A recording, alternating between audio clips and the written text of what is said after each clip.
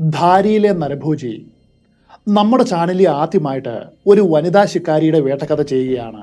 അവരുടെ പേര് Mrs DM Leslie എന്നാണ്. 1933 പുറത്തിറങ്ങിയ the man eater of Dhari, a female tiger hunter എന്ന ലേഖനത്തിൽ നിന്നുമാണ് ഈ കഥ എടുത്തിട്ടുള്ളത്. അപൂർവമായിട്ടുള്ള ഒരു കഥയിലേക്ക് കൂടിയാണ് നിങ്ങളെ ഇപ്പോൾ സ്വാഗതം ചെയ്യുന്നത്.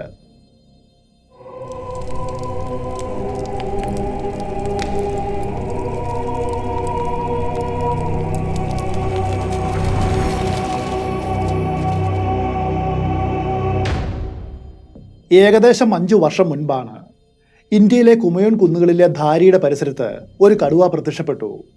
ഈ കടുവ വളരെ വേഗത്തിൽ തന്നെ ആ ജില്ലയിലെമ്പാടും പേടി സ്വപ്നം വിതയ്ക്കുന്ന ഒരു മഹാഭീകരതയായിട്ട് വളർന്നു. നരഭോജി 90-ൽ കുറയാത്ത ആളുകളെ കൊന്നു തിന്നിരുന്നു. ഒടുവിൽ ഗത്യന്തരമില്ലാതെ സർക്കാർ അതിന്റെ തൊലിയെടുക്കുന്നവർ ആരായാലും അവർക്ക് 1000 രൂപ പ്രതിഫലം നൽകുമെന്ന് വിജ്ഞാപനമിറക്കി. തുകയുടെ ആധിക്യം കേട്ട് കണ്ണു മഞ്ഞളിച്ച് അതിന് പിന്നാലെ പോയ പല വേട്ടക്കാരുടെ ശ്രമങ്ങൾ വിജയിച്ചില്ല. ഇതിനിടയിൽ മറ്റൊരു കാര്യം സംഭവിച്ചിരുന്നു. ഒരു ശിക്കാരി രാത്രി മുഴുവനും കൊല്ലപ്പെട്ട ഒരു സ്ത്രീയുടെ ശരീരത്തിന് മുകളിൽ ഒരു മച്ചാൻ കെട്ടി കാത്തിരുന്നു. സമയം കടന്നു പോയപ്പോൾ നരഭോജി പ്രത്യക്ഷപ്പെട്ടു. അയാൾ നരഭോജിക്ക് നേർക്ക് ഒരു ഷോട്ട് പായിച്ചു. പക്ഷേ വരയൻ പുലി എങ്ങനെയോ രക്ഷപ്പെട്ടു. ഈ സംഭവത്തിന് ശേഷം അതിനെതിരായുള്ള മറ്റു വേട്ടക്കാരുടെ ശ്രമങ്ങൾ കൂടുതൽ ദുഷ്കരമായി. കാരണം കടുവ തനിക്കെതിരെ മനുഷ്യർ സംഘടിച്ചിട്ടുണ്ട് എന്ന യാഥാർത്ഥ്യം ഇതോടെ മനസ്സിലാക്കി. അത് വ്യക്തമായിട്ടും അപകടം തിരിച്ചറിഞ്ഞു. അതോടെ അത് വളരെ ജാഗ്രതയോടെ മാത്രം തൻ്റെ നീക്കങ്ങൾ നടത്തി. വളരെ അപൂർവമായിട്ട് മാത്രമാണ് പിന്നെ ഈ കടുവ താൻ കൊന്നിട്ട ഇരകളിലേക്ക് രണ്ടാമത് മടങ്ങി വന്നിട്ടുള്ളൂ. ഈ സമയത്താണ് കാത്ഗോഡാം റെയിൽവേ സ്റ്റേഷനിൽ നിന്നും 7 മൈൽ അകലെയുള്ള ഫിംദാലിലെ ചൂട് കാലാവസ്ഥ ചെലവഴിക്കുവാനായിട്ട് ഞാൻ എൻ്റെ വീട്ടിലെത്തിയത്. നരഭോജിയെക്കുറിച്ചുള്ള വിവരങ്ങളും അതിനെ പിടികൂടിയാൽ കിട്ടാവുന്ന നേട്ടങ്ങളും അറിഞ്ഞപ്പോൾ എന്നിലെ ശിക്കാരി ഉണർന്നു. ഒരു നിറയൊഴിക്കുവാനായിട്ട് ഞാനും തീരുമാനിച്ചു. ഞാൻ ഇതിനോടകം നിരവധി പുള്ളിപ്പുലികളെയും കരടികളെയും വെടിവെച്ച് അവയുടെ തൊലി കരസ്ഥമാക്കിയവളാണ്. എങ്കിലും ഒരു കടുവയെ മാത്രം ഇന്നുവരെയും എനിക്ക് ലഭിച്ചിരുന്നില്ല. അതോടെ ഇതുപോലെ കുപ്രസിദ്ധനായ ഒരു മൃഗത്തെ കൊലപ്പെടുത്തുവാനും എൻ്റെ ആദ്യത്തെ കടുവയെ അങ്ങനെ സ്വന്തമാക്കുവാനും എനിക്ക് വലിയ ആഗ്രഹമുണ്ടായി.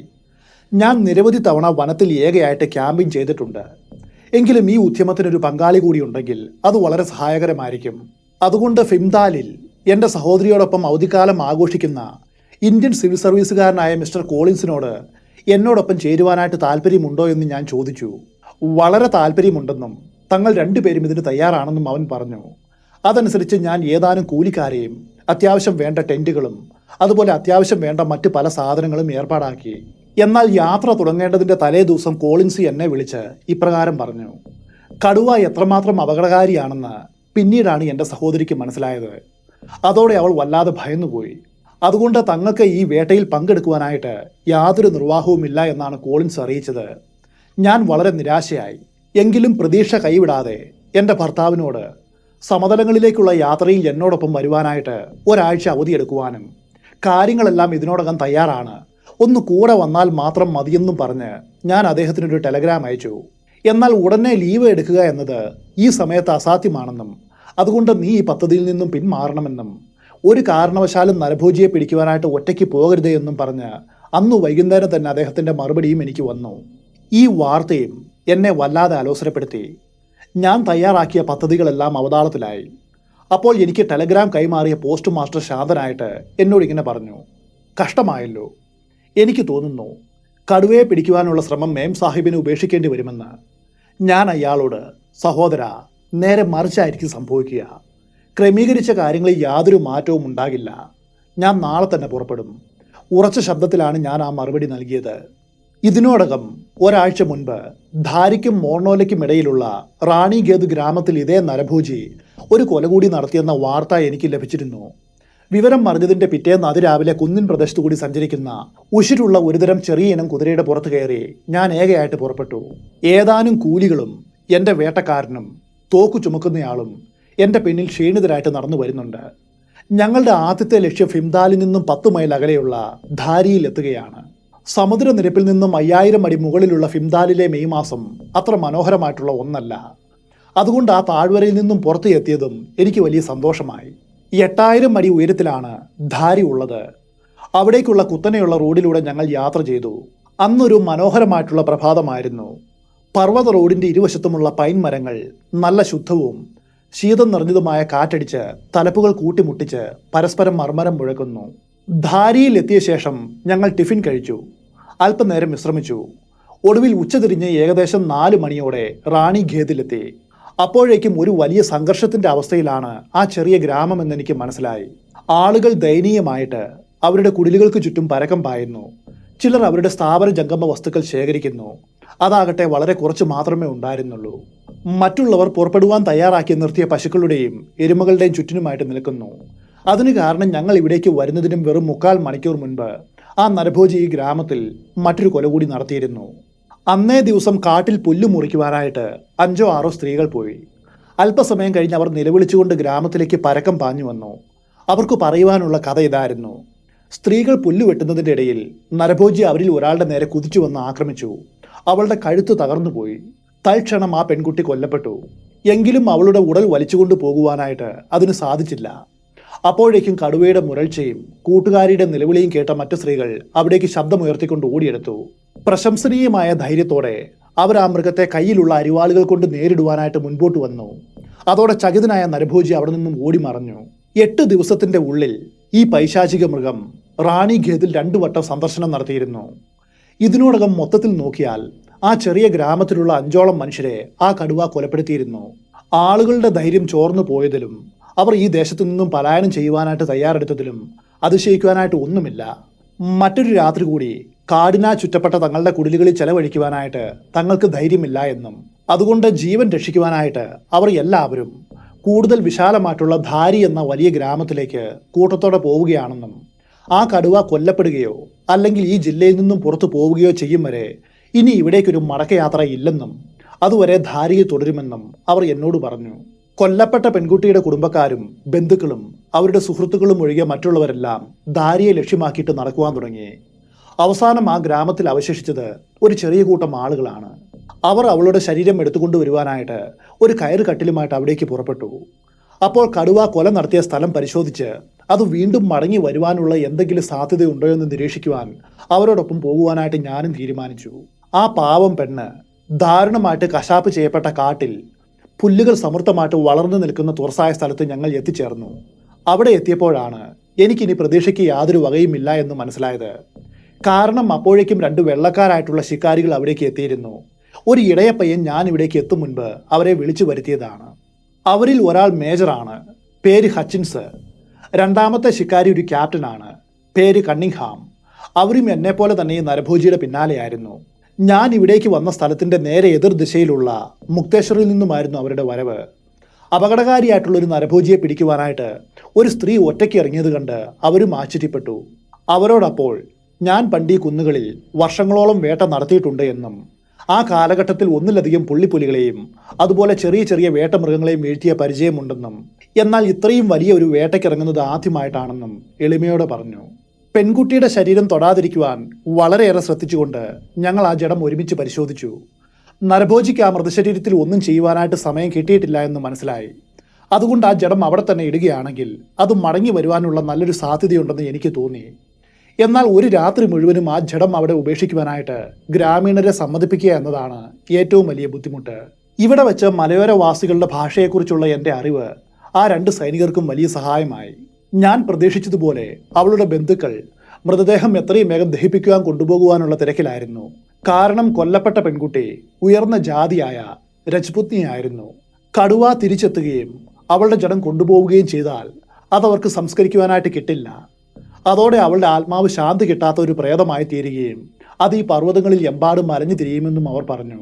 എങ്കിലും അവരുടെ പല നല്ല സുഹൃത്തുക്കളെയും കൊലപ്പെടുത്തിയ ഈ ക്രൂര ജന്തുവിൽ നിന്നും എന്നേക്കുമായിട്ട് രക്ഷപ്പെടുവാനുള്ള ഒരേ ഒരു മാർഗം ഇതുമാത്രമാണെന്നും അതിനു വേണ്ടിയിട്ട് രാത്രി മുഴുവനും ആ മൃതശരീരത്തിന് മുകളിൽ ഇരിക്കുവാനുള്ള ഒരു അവസരം ഈ വേട്ടക്കാർക്ക് നൽകണമെന്ന് ഞാൻ ആവശ്യപ്പെട്ടു. മാത്രവുമല്ല, കടുവ തിരിച്ചെത്തിയാൽ ആ പെൺകുട്ടിയെ കൊണ്ടുപോകുവാനായിട്ട് തങ്ങൾ ഒരു കാരണവശാലും അനുവദിക്കില്ല എന്നും സൈനികർ ഉറപ്പു നൽകി. അവർ ആ മൃഗത്തെ കണ്ടത് പരമാർത്ഥമാണെങ്കിൽ അതിനെ കൊല്ലുമെന്ന് കൂട്ടിച്ചേർത്തു. ഗ്രാമവാസികൾക്ക് അവരുടെ സാഹിബിൻ്റെ വാക്കുകളിൽ വലിയ വിശ്വാസമുണ്ടായിരുന്നു. മരിച്ച പെൺകുട്ടിയുടെ പിതാവ് സഹോദരനും ഈ ശവസംസ്കാര സംഘത്തിലെ മുഖ്യ അംഗങ്ങളുമാണ്. ഒടുവിൽ ഞങ്ങളുടെ നിർബന്ധത്തിന് വഴങ്ങി അടുത്ത ദിവസം വരെ മൃതദേഹം കിടക്കുന്ന ഇടത്ത് തന്നെ കിടത്താമെന്ന് അവർ സമ്മതിച്ചു. ആ ജഡത്തെ അവർ സ്പർശിക്കുക പോലും ചെയ്തില്ല. പിറ്റേന്ന് അതിരാവിലെ മടങ്ങി വരുവാൻ തീരുമാനിച്ചുകൊണ്ട് ദുഃഖത്തോടെ ആ ചെറിയ സംഘം മലയിറങ്ങി നടന്നു. ന്യായമായിട്ടും ഇപ്പോൾ ഇരയുടെ മുകളിൽ ഇരിക്കുവാനുള്ള അവകാശം അവർക്കാണെന്ന് ഞാൻ തിരിച്ചറിഞ്ഞു. അതുകൊണ്ട് അവരുടെ വേട്ടയിൽ പങ്കുചേരുവാനും എനിക്ക് തോന്നിയില്ല. പെൺകുട്ടി മരിച്ചു കിടക്കുന്ന സ്ഥലത്ത് ഒരു ദേവദാരു വൃക്ഷമുണ്ട്. അതിൻ്റെ ചുവട്ടിൽ നിന്നും 15 വാര അകലെയായിട്ട് സാമാന്യം വലിപ്പമുള്ള ഒരു ഓക്കുമരമുണ്ട്. അതിലവർ മച്ചാൻ നിർമ്മിക്കുവാൻ തുടങ്ങി. ഞാൻ അവർക്ക് ഭാഗ്യം നേർന്നു. എന്നിട്ട് രാത്രിയിൽ തമ്പടിക്കുവാനുള്ള എൻ്റെ ക്രമീകരണങ്ങൾ നടത്തുവാനായിട്ട് തിരികെ പോയി. അപ്പോഴേക്കും നേരം ഏകദേശം 5 മണി അടുത്തായി. സന്ധ്യയാകുവാനായിട്ട് ഇനി അധികം സമയമില്ല. 1 മൈൽ അകലെയുള്ളതും ഇപ്പോൾ വിജനവുമായിട്ട് കാണപ്പെട്ട റാണിഖേദിലെ ഗ്രാമത്തിലേക്ക് ഞാൻ ചുവടുകൾ വെച്ചു. അവിടെ വെച്ച് എൻ്റെ ചുമടെടുക്കുന്നയാളും മറ്റുള്ളവരും ഗ്രാമത്തിലെ ഏറ്റവും ബലവത്തായിട്ട് ബാരിക്കേഡ് ചെയ്ത കുടിലിൽ ഞാൻ ഉറങ്ങണമെന്ന് നിർദ്ദേശിച്ചു. അവിടെ ഞാൻ സുരക്ഷിതയായിരിക്കുമെന്നും അവർ പറഞ്ഞു. പക്ഷെ ഞാനത് നിരസിച്ചു. ഒരു ഇന്ത്യൻ ഗ്രാമത്തിലെ കുടിലിൻ്റെ ഉള്ളിലെ ഗന്ധം എനിക്കത്ര ഇഷ്ടമല്ലായിരുന്നു. സുഖപ്രദമായിട്ട് രാത്രി കഴിഞ്ഞു കൂടുവാനായിട്ട് ഗവൺമെൻറ് ബംഗ്ലാവുള്ള ധാരിയിലേക്ക് മടങ്ങിയാലോ എന്നുവരെ ഞാൻ ചിന്തിച്ചു. പക്ഷേ ഗവൺമെൻറ് ബംഗ്ലാവുകളിൽ വെച്ച് എനിക്ക് പലപ്പോഴും നിർഭാഗ്യകരമായിട്ടുള്ള അനുഭവങ്ങൾ ഉണ്ടായിട്ടുണ്ട്. അതുകൊണ്ട് അത് ഒഴിവാക്കുന്നതായിരിക്കും ഏറ്റവും നല്ലത്. ഒടുവിൽ അവരുടെ എതിർപ്പുകളെ വകവയ്ക്കാതെ ഗ്രാമത്തിൽ നിന്നും ഏതാണ്ട് 100 വാര അകലെയായിട്ട് കാണപ്പെട്ട ചെറുതും അതുപോലെ തുറസുമായിട്ടുള്ള ഒരു സ്ഥലത്ത് എനിക്കും അവർക്കും വേണ്ടിയിട്ട് 2 കൂടാരങ്ങൾ നിർമ്മിക്കുവാനായിട്ട് ഞാൻ പറഞ്ഞു. പിറ്റേന്ന് എൻ്റെ അടുക്കിലേക്ക് തന്നെ വരണമെന്ന് പറഞ്ഞ് ഏതാനും കൂലികളെ എൻ്റെ കുതിരയെ ഏൽപ്പിച്ച് ധാരിയിലേക്ക് പറഞ്ഞയച്ചു. ഞാൻ ക്യാമ്പ് ചെയ്യുവാനായിട്ട് തീരുമാനിച്ച ആ സ്ഥലം ആ കാട്ടിൽ മുൻപാരോ പുതിയതായിട്ട് വൃത്തിയാക്കിയ ഇടമായിരുന്നു. അവശേഷിച്ച മരങ്ങളും കുറ്റിക്കാടും ഞങ്ങൾ മുറിച്ചു മാറ്റി. കുറച്ച് വിറക് ഇതിനോടകം കരിക്ക് വേണ്ടിയിട്ട് കത്തിച്ചിരുന്നു. ചുരുക്കത്തിൽ ആ സ്ഥലം ഇപ്പോൾ കൃഷിക്ക് യോഗ്യമായിട്ടുള്ള ഒന്നായിട്ട് മാറി. ഇനി വെറുതെ ഒന്ന് ഇളക്കിയെടുത്ത് ആ മണ്ണിൽ കുറച്ച് ഉരുളക്കിഴങ്ങ് നട്ടാൽ മാത്രം മതി വിളവെടുക്കുവാൻ. അവിടെ ആകമാനം നോക്കിയാലും ഇതിലും അനുയോജ്യമായിട്ടുള്ള മറ്റൊരു സൈറ്റ് കണ്ടെത്തുവാനായിട്ട് കഴിയുമായിരുന്നില്ല. നന്നായിട്ട് വൃത്തിയാക്കിയ നിലത്തിൻ്റെ സമീപത്തു കൂടി ഒരു ചെറിയ നീരുറവയും ഒഴുകിയിരുന്നു. പക്ഷേ ഞങ്ങളുടെ ആവശ്യങ്ങൾക്ക് മതിയായ വെള്ളം ലഭിക്കുവാനായിട്ട് അത് പോരായിരുന്നു. സാധാരണയായിട്ട് കണ്ടുവരാറുള്ള ഒരു ഇന്ത്യൻ അത്ഭുതമാണ് പിന്നെ അവിടെ നടന്നത്. എൻ്റെ വേലക്കാരൻ 3 കല്ലുകൾ അടുപ്പിച്ച് വെച്ച് ജഡ്തിയിൽ ഒരു അടുപ്പുണ്ടാക്കി അതിലേക്ക് ചുള്ളിക്കമ്പുകൾ തിരികെ കയറ്റി തീ പിടിപ്പിച്ചു. അല്പസമയത്തിൻ്റെ ഉള്ളിൽ രുചികരമായിട്ടുള്ള ഒരു 3 കോഴ്സ് ഡിന്നറാണ് അയാൾ തയ്യാറാക്കിയത്. ഉയർന്നു വരുന്ന ചന്ദ്രൻ്റെ മങ്ങിയ വെളിച്ചത്തിൽ ഞാൻ അത്താഴം കഴിച്ചു. അതേ സമയത്ത് ഞങ്ങൾക്ക് ചുറ്റുമുള്ള വനം ഇരുണ്ടു വന്നു. അന്നത്തെ ദിവസത്തെ ദീർഘമായിട്ടുള്ള യാത്രയ്ക്ക് ശേഷം വളരെ ക്ഷീണിതയായതുകൊണ്ട് ഞാൻ ക്യാമ്പിലേക്ക് കിടക്കുവാനായിട്ട് പോയി. ആ സമയത്ത് ചുമട്ടുകാരനും എൻ്റെ കൂടെയുള്ള പ്രാദേശിക ശിക്കാരിയും വളരെയേറെ പരിഭ്രാന്തരാണെന്ന് എനിക്ക് തോന്നി. പ്രഭാതത്തിൻ്റെ ആദ്യ ലക്ഷണങ്ങൾ കാണപ്പെടുമ്പോൾ എന്നെ വിളിക്കണമെന്ന് ഞാൻ അവരോട് പറഞ്ഞു. അവരുടെ കൂടാരം എൻ്റെ കൂടാരത്തിൽ നിന്നും വെറും 15 വാര മാത്രം അകലെയാണ്. 2 കൂടാരത്തിലും ഹരിക്കെയിൻ വിളക്കുകൾ ഉണ്ടായിരുന്നു. അന്ന് രാത്രിയിൽ എപ്പോഴോ കൂടാരത്തിൻ്റെ കയറുകളിൽ ഒന്നിൽ എന്തോ ഒന്ന് തട്ടുന്ന ശബ്ദം കേട്ടാണ് ഞാൻ ഉറക്കം ഞെട്ടിയത്. കൂടാരത്തിൻ്റെ ദുർബലമായിട്ടുള്ള കഴകൾ കിറുകിറാ ശബ്ദത്തോടെ ആടി ഉലഞ്ഞു. ഭാരമേറിയ ഒരു ശരീരം കൂടാരത്തിൽ ഉരസി നീങ്ങിയതുപോലെ കടന്നുപോയി. കൂടാരത്തിൻ്റെ ക്യാൻവാസ് മുഴുവനും ഒരു വിറയൽ വ്യാപിച്ചു. മങ്ങിക്കത്തുന്ന വിളക്കിൻ്റെ വെളിച്ചത്തിൽ ഞാൻ വാച്ചിലേക്ക് നോക്കി. സമയം 3 മണിയായിരിക്കുന്നു. എൻ്റെ ജോലിക്കാരോട് എന്നെ വിളിക്കണമെന്ന് പറഞ്ഞ നേരം ഇതുവരെയും ആയിട്ടില്ല.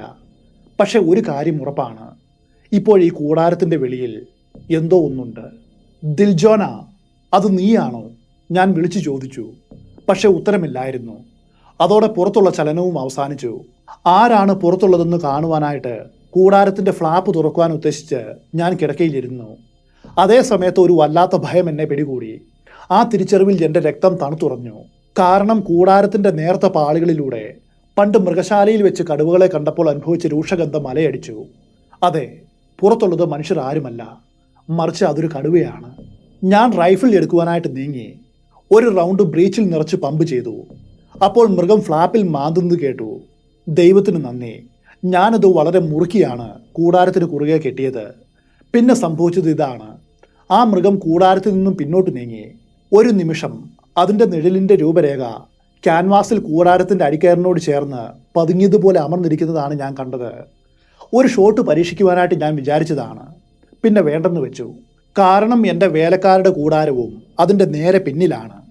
വെടിയുണ്ട ആ കടുവയ്ക്ക് ചെറിയൊരു മുറിവ് മാത്രം സമ്മാനിക്കുകയോ അല്ലെങ്കിൽ കൊള്ളാതെ പോവുകയോ ചെയ്തേക്കാം. അങ്ങനെ സംഭവിച്ചാൽ കൂടാരത്തിൽ കഴിയുന്ന ജോലിക്കാരിൽ ആർക്കെങ്കിലും അപകടം സംഭവിക്കാം. മാത്രവുമല്ല, കടുവ കൂടാരത്തിൻ്റെ മുകളിലേക്ക് കുതിച്ചു വന്ന് എന്നെ ആക്രമിക്കുവാനും സാധ്യതയുണ്ട്. അങ്ങനെ സംഭവിച്ചാൽ വലയിൽ കുടുങ്ങിയ പന്നിയെ പോലെ ഞാൻ നിസ്സഹായമായിരിക്കും.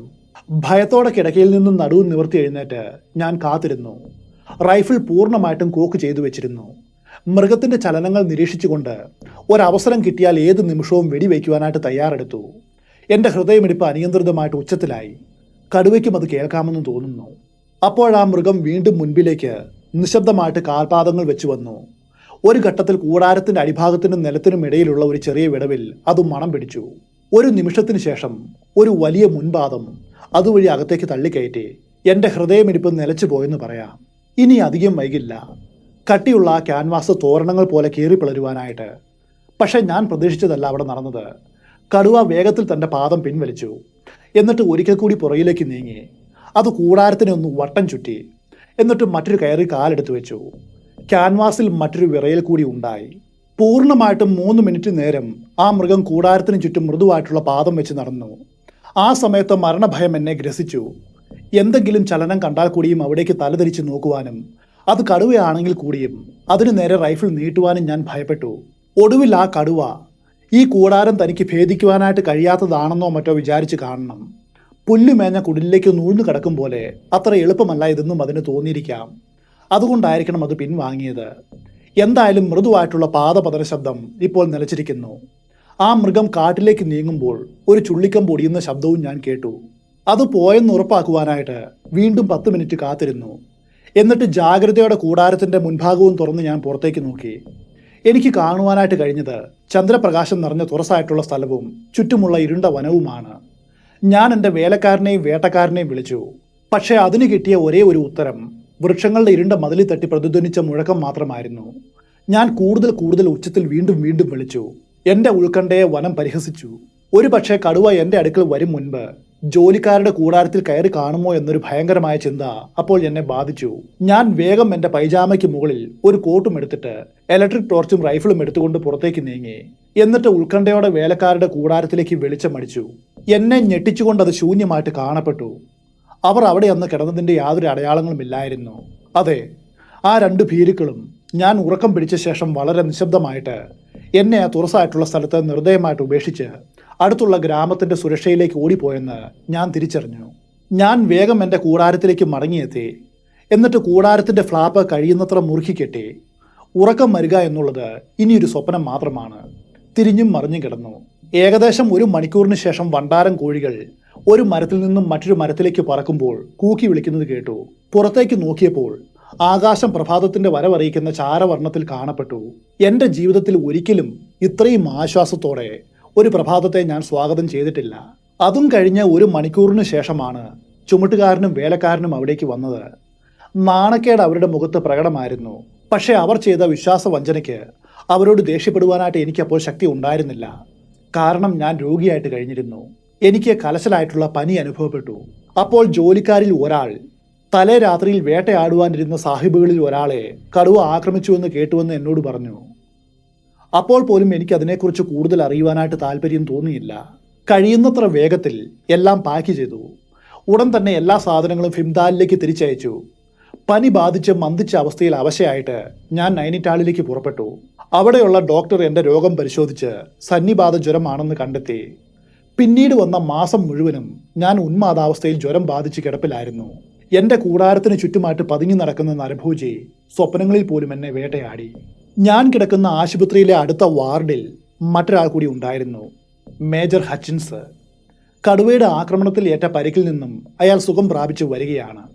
ഒടുവിൽ ഞാൻ സുഖം പ്രാപിച്ചപ്പോൾ അയാളെ പോയി കണ്ടു. അപ്പോഴാണ് ധാരിയിലെ നരഭോജിയുടെ ശോഭജനകമായ കഥയിലെ മറ്റൊരു അധ്യായം കൂടി അയാളിൽ നിന്നും കേൾക്കുവാൻ കഴിഞ്ഞത്. ഞാൻ അവരെ ആദ്യമായിട്ട് കണ്ടുമുട്ടുന്നതിനും ഒരാഴ്ച മുൻപ് മുതൽ മേജർ ഹച്ചിൻസും ക്യാപ്റ്റൻ കണ്ണിഹാമും ഈ കടുവയുടെ പിറകെയായിരുന്നു. ആ മൃഗം തൻ്റെ ഏറ്റവും അവസാനത്തെ ഇരയെ കൊലപ്പെടുത്തിയപ്പോൾ അവർ റാണിഗേദിൻ്റെ അടുത്ത് എത്തിയത് അവിചാരിതമായിട്ടല്ല. അവർ അതിൻ്റെ നീക്കങ്ങൾ പഠിച്ചുകൊണ്ട് അതിൻ്റെ പിന്നാലെ തന്നെ ഉണ്ടായിരുന്നു. ഇതിനിടയിൽ അവർ മറ്റൊരു കാര്യം നിരീക്ഷിച്ചു. ഈ നരഭോജി സ്ഥിരമായിട്ട് ഒരേ ആവൃത്തിയിൽ റോന്തു ചുറ്റുന്ന ഒന്നാണ്. ഇതുവരെ നടന്ന കൊലപാതകങ്ങളുടെ സമയവും സ്ഥലങ്ങളും അവർ ശ്രദ്ധാപൂർവം മാപ്പിൽ അടയാളപ്പെടുത്തി. അപ്പോഴവർക്ക് മനസ്സിലായി, കഴിഞ്ഞ 2 മാസമായിട്ട് ആ കടുവ ഏറ്റവും കുറഞ്ഞത് ഏകദേശം 7 ദിവസം കൂടുമ്പോൾ ധാരി, മോർണോല, മുക്തേശ്വർ എന്നീ ഗ്രാമങ്ങളിലൂടെ ഒരു സഞ്ചാരപാത തീർക്കാറുണ്ട്. ഇതിനിടയിൽ പോകുന്ന വഴിയിൽ കാണപ്പെടുന്ന ചെറിയ കുഗ്രാമങ്ങളിലും അത് നരവേട്ട നടത്തും. പലപ്പോഴും കാട്ടിൽ പുല്ല് മുറിക്കുവാനായിട്ട് പോകുന്ന സ്ത്രീയെയോ അല്ലെങ്കിൽ വഴിതെറ്റിയ ഏതെങ്കിലും കുട്ടിയെയാണ് ഈ നരഭോജി ആക്രമിക്കാറ്. നരവേട്ട നടന്ന അത്തരം സ്ഥലങ്ങളിലൂടെ രണ്ട് സൈനികരും എല്ലാ ദിവസവും തങ്ങളുടെ ക്യാമ്പുകൾ മാറ്റി മാറ്റി സ്ഥാപിച്ചു വരികയായിരുന്നു. അങ്ങനെയാണ് ആ കടുവ തൻ്റെ സഞ്ചാരപാതയിൽ വെച്ച് ഒരാഴ്ച മുൻപ് കൊലപ്പെടുത്തിയ അതേ സ്ഥലത്ത് അവരും ഞാനും ഒരേ ദിവസം എത്തപ്പെട്ടത്. ഞാൻ അവർക്ക് ആശംസകളും നേർന്ന് വേർപിരിഞ്ഞ അന്ന് രാത്രിയിൽ മേജർ ഹച്ചിൻസും ക്യാപ്റ്റൻ കണ്ണിഹാമും മുൻപ് തീരുമാനിച്ചതുപോലെ ഓക്കുമരത്തിൽ നിർമ്മിച്ച ആ മച്ചാനിൽ ഒരുമിച്ചിരുന്നു. അവരുടെ കൂടെയുള്ള മറ്റൊരു വേട്ടക്കാരൻ അടുത്തു തന്നെ മറ്റൊരു മച്ചാനിലും ഉണ്ടായിരുന്നു. അവർ വളരെ ജാഗ്രതയോടെ നിരീക്ഷണം തുടർന്നു. അന്ന് അർദ്ധചന്ദ്രനുള്ള വളരെ തണുപ്പ് നിറഞ്ഞ ഒരു രാത്രിയായിരുന്നു. ചന്ദ്രപ്രകാശത്തിൽ കൊല്ലപ്പെട്ട പെൺകുട്ടിയുടെ വെളുത്തു ചുരുണ്ടു കൂടിക്കിടക്കുന്ന രൂപം അവർക്ക് കാണുവാനായിട്ട് കഴിയുന്നുമുണ്ട്. ഭയപ്പെടുത്തുന്ന ആ ഇരയിൽ കണ്ണിമ ചിമ്മാതെ നോക്കിയിരിക്കുക എന്നത് മനസ്സ് തകർക്കുന്ന ഒരു ജോലിയാണ്. അന്നത്തെ രാത്രി മുഴുവനും കടന്നുപോയി. ഒന്നും തന്നെ സംഭവിച്ചില്ല. ഏകദേശം രാവിലെ 4:30 ആയപ്പോൾ ശരീരമാസകലം മരവിച്ച അവസ്ഥയിലെത്തി. രക്തയോട്ടം പുനഃസ്ഥാപിക്കുവാനായിട്ട് കുറഞ്ഞത് 10 മിനിറ്റെങ്കിലും മച്ചാനിൽ നിന്നും പുറത്തേക്ക് ഇറങ്ങണമെന്ന് ഹച്ചിൻസ് പറഞ്ഞു. പക്ഷേ കണ്ണിഹാം ആകട്ടെ സൂര്യൻ ഉദിക്കും വരെ എങ്ങനെയെങ്കിലും ഈ മച്ചാനിൽ തന്നെ ഇരിക്കുവാനായിട്ട് കൂട്ടുകാരനോട് കട്ടായം പറഞ്ഞു. അരമണിക്കൂറിൻ്റെ ഉള്ളിൽ പ്രഭാതത്തിൻ്റെ വരവറിയിക്കുന്ന ചാരനിറ വെളിച്ചം അവിടെ മാകെ വ്യാപിച്ചു. രാത്രി മുഴുവനും ജോലിയെടുത്ത മടുത്ത ചന്ദ്രനെയും ക്ഷീണിച്ച നക്ഷത്രങ്ങളെയും വിശ്രമത്തിന് പറഞ്ഞയച്ച് സൂര്യൻ ആ സ്ഥാനം ഏറ്റെടുത്തു. അപ്പോൾ കണ്ണിഹാം പെൺകുട്ടിയുടെ ശരീരം കിടക്കുന്ന പുല്ലിൻ്റെ സമീപത്തായിട്ട് നീണ്ടു കനത്ത പേശീബലമുള്ള രൂപം ചലിക്കുന്നത് കണ്ടു. ആ കടുവ ഒരു ശബ്ദമോ കുറ്റിക്കാടുകളുടെ ചലനമോ ഉണ്ടാക്കാതെ നിഴലുകൾക്കിടയിൽ നിന്നും പൊടുന്നനെയാണ് പ്രത്യക്ഷപ്പെട്ടത്. കണ്ണിഹാം കൂട്ടുകാരനെ മെല്ലെ സ്പർശിച്ചു. ഇരുവരും വളരെ സാവധാനത്തിൽ മുൻപ് നിശ്ചയിച്ച പ്രകാരം റൈഫിളുകൾ ചുമലിലേക്ക് ഉയർത്തി. പക്ഷേ അപ്പോഴേക്കും നരഭോജിയുടെ കൂർമ്മതയുള്ള ചെവികൾ മച്ചാനിൽ നിന്നും ഉയർന്ന ആ നേരിയ ശബ്ദം കേട്ട് കാണണം. കാരണം ആയുധങ്ങൾ ഉയർത്തിയ അതേ നിമിഷം ആ കടുവ തങ്ങൾക്ക് നേരെ ഒന്ന് നോക്കിയെന്നാണ് ഹച്ചിൻസ് എന്നോട് പറഞ്ഞത്. കണ്ണിഹാമാണ് ആദ്യത്തെ വെടിവെച്ചത്. തൊട്ടു പിന്നാലെ ഹച്ചിൻസും. രണ്ടും കടുവയുടെ തോളിനെ ലക്ഷ്യം വെച്ചായിരുന്നു. പക്ഷേ പ്രഭാതത്തിൻ്റെ വഞ്ചനാപരമായിട്ടുള്ള വെളിച്ചവും മൂടൽ മഞ്ഞും അവരെ ചതിച്ചു. അവർക്ക് മൃഗത്തെ അത്ര വ്യക്തമായിട്ട് കാണുവാനും കഴിഞ്ഞിരുന്നില്ല. വെടി പൊട്ടിയതും കടുവ വേദനയോടെ ഒരു അലർച്ച മുഴക്കി. പിന്നെ കുറ്റിക്കാടുകൾക്കുള്ളിലേക്ക് ഉരുണ്ടു പിടഞ്ഞു നീങ്ങി. എന്നാൽ അടുത്ത നിമിഷം അത് സമനില വീണ്ടെടുത്ത് അടിക്കാടും തകർത്തുകൊണ്ട് അകലേക്ക് ഓടി. കടുവയ്ക്ക് വെടിയേറ്റെന്ന കണ്ണിഹാമിന് നല്ല ഉറപ്പുണ്ട്. തൻ്റെ ഷോട്ടും കടുവയുടെ ശരീരത്തിൽ എവിടെയോ പതിഞ്ഞിട്ടുണ്ടെന്ന് ഹച്ചിൻസും വിചാരിച്ചു. എങ്കിലും പിന്നീട് നടന്ന പരിശോധനയിൽ ഒരു ബുള്ളറ്റ് മാത്രമാണ് കടുവയുടെ മുൻപാദത്തിൽ ഏറ്റിട്ടുള്ളൂ എന്ന് മനസ്സിലായി. ആ നിമിഷം മുതൽ വലിയൊരു ആശങ്ക ഈ സൈനികരിലുണ്ടായി.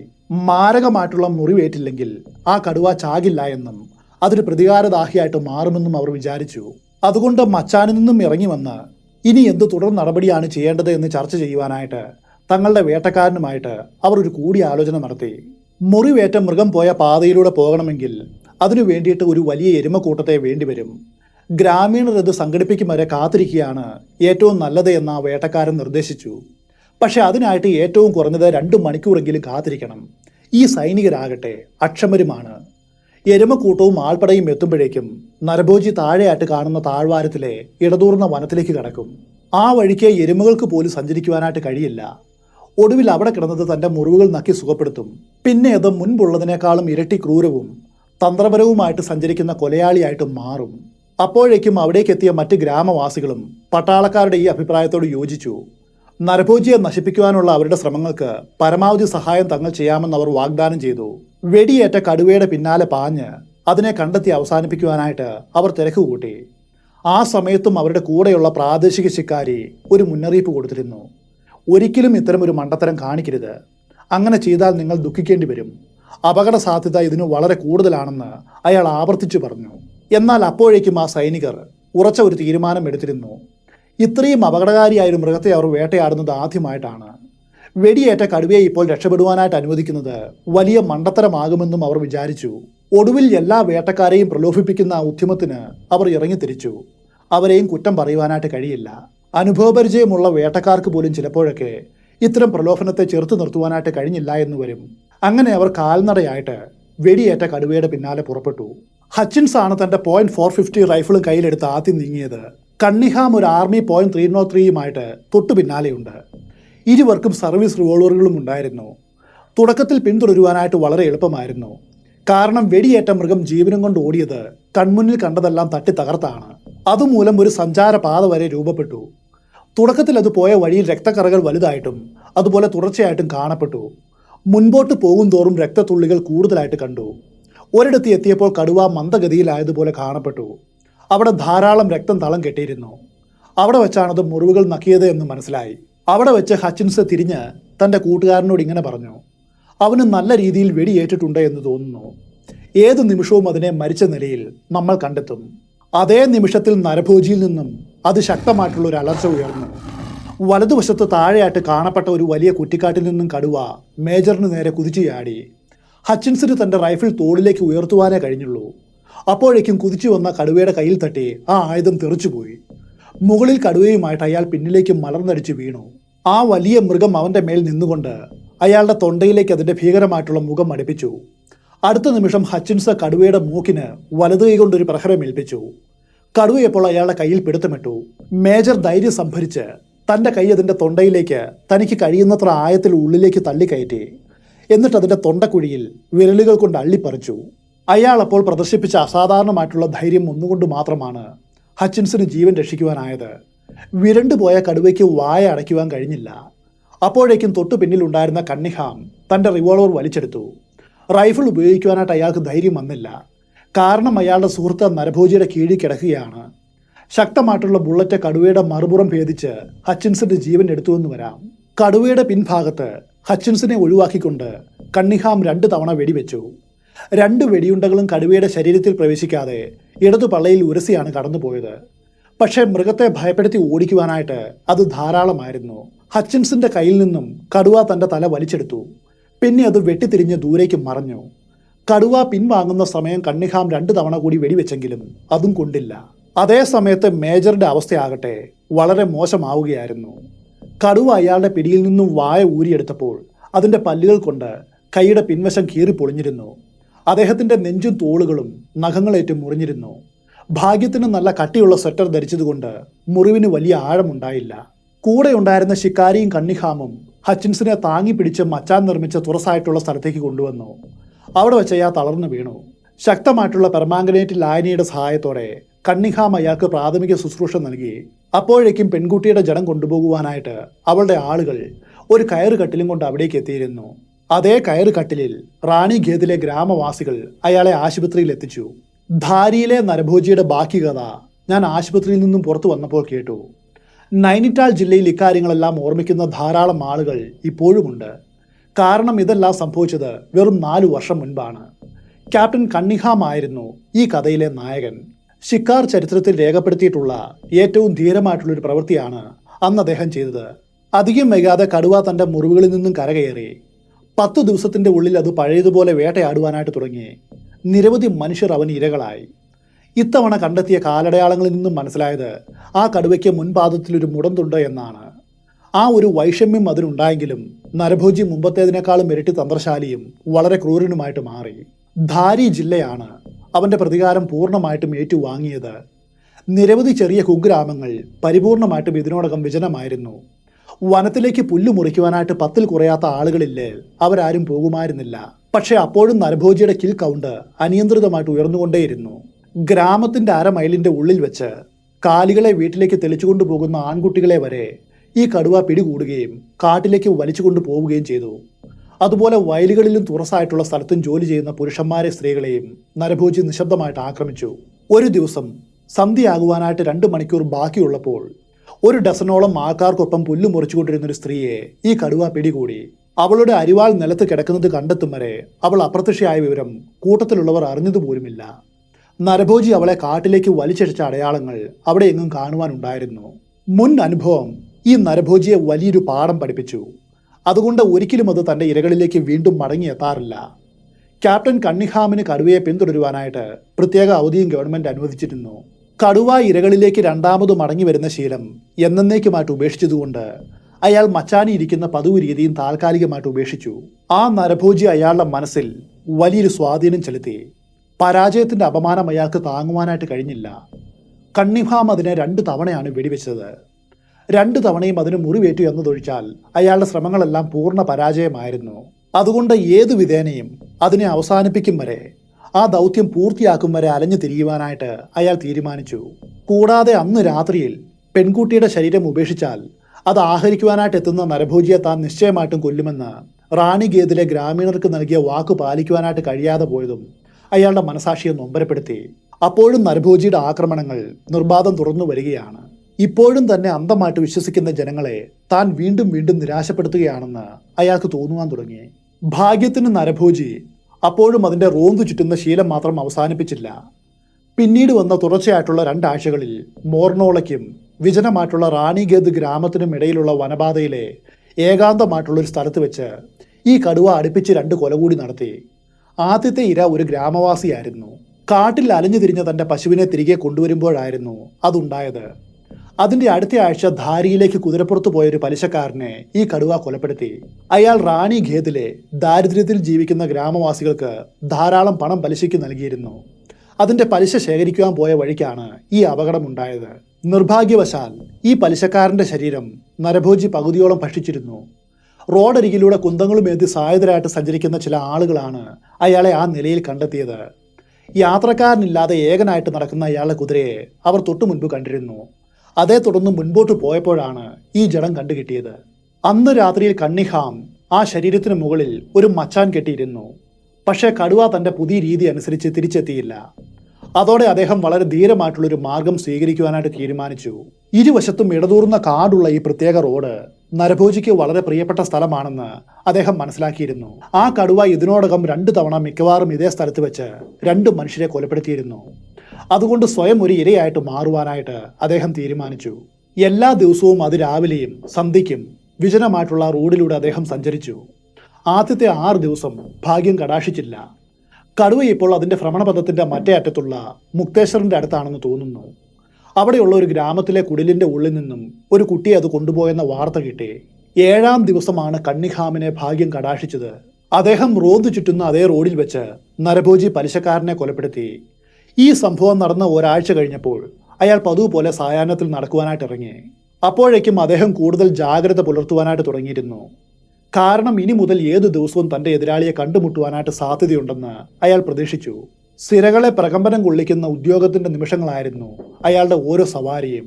എങ്കിലും തൻ്റെ .450 റൈഫിൾ കയ്യിലും മുഖത്ത് ചില്ലുകളില്ലാത്തൊരു മൂക്ക് കണ്ണട ഫ്രെയിമും വെച്ച് തനിക്ക് കഴിയും പോലെ വളരെ ശാന്തനായിട്ട് അയാൾ സാധാരണ എന്ന പോലെ നടന്നു. ഈ കണ്ണട ഫ്രെയിം അദ്ദേഹത്തിൻ്റെ പദ്ധതിയിലെ ഒരു പ്രധാനപ്പെട്ട ഭാഗമായിരുന്നു.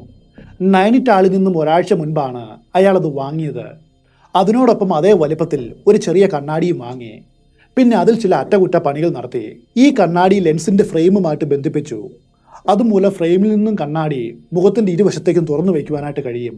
കൃത്യമായ പൊസിഷനിൽ നിവർത്തി വെച്ചാൽ മുൻപോട്ട് നടക്കുന്ന അതേ സമയം തന്നെ തല പിന്നോട്ട് തിരിക്കാതെ കണ്ണാടി വഴി പിന്നിലുള്ള ദൃശ്യവും കാണുവാൻ കഴിയും. സ്കൂളിൽ വെച്ച് പഠിച്ച ഒരു തന്ത്രമായിരുന്നു അത്. അതിപ്പോൾ വലിയ തോതിൽ ഗുണപ്പെട്ടു. നടക്കുന്ന വഴിയിൽ എപ്പോഴും തല പിന്നോട്ട് തിരിച്ചു നോക്കിയാൽ നരഭോജി സംശയാലുവാകും. അതോടെ അത് തുറസായിട്ടുള്ള ഇടത്തേക്ക് വരുവാനായിട്ട് തയ്യാറാകില്ല. ആ പ്രശ്നമാണ് ഇതുമൂലം പരിഹരിക്കപ്പെട്ടത്. ദൂരെയായിട്ട് കാണുന്ന കുന്നിൻ്റെ വക്കിൽ നിന്നും സൂര്യൻ താഴേക്ക് മറിഞ്ഞു വീണു. രാത്രി വേഗത്തിൽ കനക്കുകയാണ്. കണ്ണിഹാം ദിവസേന നടക്കുന്ന പാതയുടെ അവസാന ഭാഗത്തിലെത്തി. അപ്പോൾ അയാൾ ഒരു കാഴ്ച കണ്ടു. തൻ്റെ ഇടത് കണ്ണിന് മുന്നിലായിട്ട് പിൻവശം കാണാവുന്ന വിധം നിവർത്തി വെച്ച കണ്ണാടിയിൽ ഇടതുവശത്തായിട്ട് കാണപ്പെട്ട മലഞ്ചെരുവിലെ നീളമുള്ള പുൽക്കൂട്ടത്തിൽ അസ്വാഭാവികമായിട്ടുള്ളൊരു ചലനം. അത് സൃഷ്ടിച്ചത് സായന്തനത്തിലെ കാറ്റല്ല എന്നയാൾ തിരിച്ചറിഞ്ഞു. തല തെല്ലും തിരിക്കാതെ ആ ചെറിയ കണ്ണാടിയിലേക്ക് നോക്കിക്കൊണ്ട് അദ്ദേഹം മുൻപോട്ട് നടന്നു. അപ്പോൾ തന്നിൽ നിന്നും കേവലം 30 വാര പിന്നിലുള്ള കുറ്റിക്കാട്ടിലെ വിടവിൽ നിന്നും വരെയുള്ള ഒരു രൂപം തന്നെ നിരീക്ഷിക്കുന്നത് അയാൾ കണ്ടു. ആ രൂപം നിശബ്ദമായിട്ട് അദ്ദേഹത്തെ പിന്തുടരുകയാണ്. ഈ കാഴ്ച കണ്ടിട്ടും വിരളി പിടിച്ച് പരിഭ്രാന്തനായിട്ട് ചലിക്കാതിരിക്കുവാനായിട്ട് അസാധാരണമായിട്ടുള്ള ധൈര്യം തന്നെ വേണം. കണ്ണിഹാമിന് അത് ആവോളം ഉണ്ടായിരുന്നു.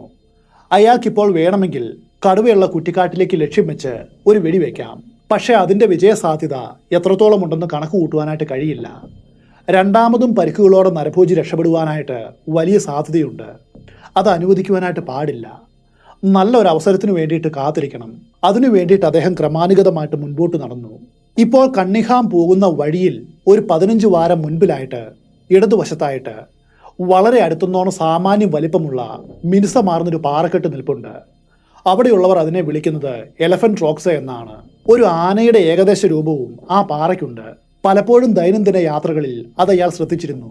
നരഭോജി കുതിക്കുവാനായിട്ട് തുടങ്ങും മുൻപ് തനിക്ക് ആ പാറക്കെട്ടിനെ സമീപിക്കുവാനായിട്ട് കഴിഞ്ഞാൽ ഇപ്പോൾ ഇരയുടെ സ്ഥാനത്ത് നിൽക്കുന്ന താൻ വേട്ടക്കാരൻ്റെ സ്ഥാനത്ത് വരുമെന്ന് അയാൾക്ക് മനസ്സിലായി. രക്തദാഹിയായിട്ടുള്ളൊരു നരഭോജി നിങ്ങളെ പിന്തുടരുന്നുണ്ട് എന്ന യാഥാർത്ഥ്യം മനസ്സിലാക്കിയ ശേഷവും നിസ്സംഗതയോടെ നടക്കുവാനായിട്ട് വലിയ പ്രയാസമാണ്. അയാൾ ഇപ്പോൾ തരണം ചെയ്യേണ്ട ആ 15 വാരകൾ വളരെ വലിയ ദൂരമായിട്ട് അനുഭവപ്പെട്ടു. പക്ഷെ ആ ധീരനായ ഉദ്യോഗസ്ഥൻ ധൈര്യം സംഭരിച്ച് അങ്ങനെ തന്നെ ചെയ്തു. തന്റെ ചെറിയ കണ്ണാടി ഗ്ലാസ്സിലൂടെ നോക്കിയപ്പോൾ പാറക്കെട്ടിന്റെ ചെരുവിലാട്ടി ചിതറിക്കിടക്കുന്ന കുറ്റിക്കാടുകൾക്കിടയിലൂടെ നരഭോജി സാവധാനം തന്നെ അനുധാവനം ചെയ്യുന്നത് അയാൾ വീണ്ടും കണ്ടു. അവസാനം അത് നിശബ്ദമായി അയാളുടെ പിന്നിലുള്ള പാതയിലേക്ക് ഇറങ്ങി വന്നു. അപ്പോൾ നരഭോജി അയാളിൽ നിന്നും വളരെ അടുത്തായിരുന്നു. ആ പാറയുടെ മറവിൽ എത്തും വരെ തന്നെ ഇത് ആക്രമിക്കരുതേ എന്ന് അയാൾ പ്രാർത്ഥിച്ചു. താൻ ഇന്ന് പിന്നിട്ട ആ 15 വാരകളാണ് ജീവിതത്തിൽ ഏറ്റവും അധികം നടന്ന ദൂരമെന്നാണ് ക്യാപ്റ്റൻ പിന്നീട് പറഞ്ഞത്. ഓരോ ചുവടും മുൻപോട്ട് വയ്ക്കുമ്പോഴും വെട്ടിത്തിരിഞ്ഞ് വെടിവെക്കുവാനോ അല്ലെങ്കിൽ പാറയുടെ പിന്നിലേക്ക് അഭയത്തിന് വേണ്ടിയിട്ട് ഓടുവാനോ അദ്ദേഹത്തിന് തോന്നി. വളരെ പ്രയാസപ്പെട്ടാണ് ആ വികാരങ്ങളെ നിയന്ത്രിച്ചത്. ഒടുവിൽ അയാൾ പാറയുടെ അരികിലെത്തി. ആശ്വാസത്തോടെ ഒരു നെടുവീർപ്പുമിട്ട് ആ പാറയുടെ പിന്നിലായിട്ട് അയാൾ മുട്ടുകുത്തിയിരുന്നു. എന്നിട്ട് തോക്ക് തോളിൽ ഉറപ്പിച്ചു. ട്രിഗറിൽ വിരൽ വെച്ചു. എന്നിട്ട് കടുത്ത മാനസിക സമ്മർദ്ദത്തോടെ നരഭോജി വരുന്നതും കാത്തിരുന്നു. നരഭോജി നിലത്ത് വയറും അമർത്തി ഇഴഞ്ഞിഴഞ്ഞാണ് വന്നത്. പാറയുടെ തിരിവിലെത്തിയതും ഒരു നിമിഷം അത് അന്താളിച്ചു പോയി. കണ്ണിഹാമിനെ അത് തുറച്ചു നോക്കി. പിന്നെ തന്നെ നേരിടുവാനായിട്ട് മുഖാമുഖമെന്നോണം മുട്ടുകുത്തി നിൽക്കുന്ന ആ മനുഷ്യന് നേരെ കുതിക്കുവാൻ അത് തയ്യാറെടുത്തു. അതേ നിമിഷത്തിൽ അദ്ദേഹത്തിന്റെ ബുള്ളറ്റ് പോയിന്റ് ബ്ലാങ്ക് റേഞ്ചിൽ കടുവയുടെ തലച്ചോറും തകർത്തുകൊണ്ട് കടന്നുപോയി. നരഭോജി മണ്ണിൽ കിടന്ന് ഉരുണ്ടു പിടഞ്ഞു. പിന്നെ നിശ്ചലമായി. അത് ചത്തിരിക്കുന്നു. കടുവയെ കൊന്നുവെന്ന വാർത്ത കാട്ടുതീ പോലെയാണ് പടർന്നത്. അന്ന് രാത്രിയിൽ അവിടെയുള്ള മലയോരവാസികളും അയൽഗ്രാമങ്ങളിൽ നിന്നുമുള്ള ജനങ്ങളും സധൈര്യം പുറത്തിറങ്ങി. തീപന്തങ്ങളും കുന്തങ്ങളും വീശിക്കൊണ്ട് അവർ ഒഴുകിയെത്തി. ചെറിയ ചെണ്ടകളടിച്ച് ശബ്ദമുണ്ടാക്കി. എല്ലാവരും ആഹ്ലാദം പ്രകടിപ്പിച്ചു. കണ്ണിഹാം അവരുടെ നായകനായിട്ട് മാറി. അതിലും ഉപരിയായിട്ട് ഒരു ഡെമി ഗോഡ് വരെയായി. കടുവയുടെ നിർജീവമായ ശരീരത്തിന് ചുറ്റും കൂടി അവർ അയാളെ സ്തുതിച്ചു. അതോടൊപ്പം ചത്തുകിടക്കുന്ന നരഭോജിയെ ആക്ഷേപിച്ചു. അവരിൽ പലരും ആ കടുവയ്ക്കെതിരെ തങ്ങളുടെ രോഷം പ്രകടിപ്പിക്കുവാനായിട്ട് ശ്രമിച്ചു. അവർ ആ നിർജീവമായിട്ടുള്ള ശരീരത്തെ തൊഴിക്കുവാനും അടിക്കുവാനും തുടങ്ങി. ചിലർ കുന്തങ്ങൾ വരെ പ്രയോഗിച്ചു. അതിൻ്റെ ചർമ്മത്തെ അവർ പൂർണ്ണമായിട്ട് നശിപ്പിക്കും മുൻപ് അയാൾ അവരെ വളരെ പ്രയാസപ്പെട്ട് തടഞ്ഞു. അപ്പോഴേക്കും അതിൻ്റെ തൊലിക്ക് കാര്യമായിട്ടുള്ള കേടുപാടുകൾ സംഭവിച്ചിരുന്നു. നരഭോജിയുടെ മിക്കവാറും എല്ലാ മീശരോമങ്ങളും അന്ധവിശ്വാസികളായിട്ടുള്ള മലയോരവാസികൾ പിഴുതെടുത്തു. അവരുടെ ആഭിചാര ക്രിയകൾക്ക് ഇത് അത്യാവശ്യമാണ്, പ്രത്യേകിച്ചും വശീകരണ ശക്തി നേടുവാനുള്ള മന്ത്രവാദ കർമ്മങ്ങളിൽ ഉപയോഗിക്കുവാൻ. അതുകൊണ്ടൊക്കെ തന്നെ ഒടുവിൽ കണ്ണിഹാമിന് കിട്ടിയ ധാരിയിലെ നരഭോജിയുടെ തൊലി അത്ര മികച്ചതൊന്നും ആയിരിക്കുവാനായിട്ട് വഴിയില്ല. എങ്കിലും ക്യാപ്റ്റൻ കണ്ണിഹാമിന് ഈ നായാട്ടിൽ പൂർണ്ണമായിട്ടും അഭിമാനിക്കാം. ധാരിയിലെ നരഭോജിയുടെ കഥ ഇവിടെ തീരുകയാണ്.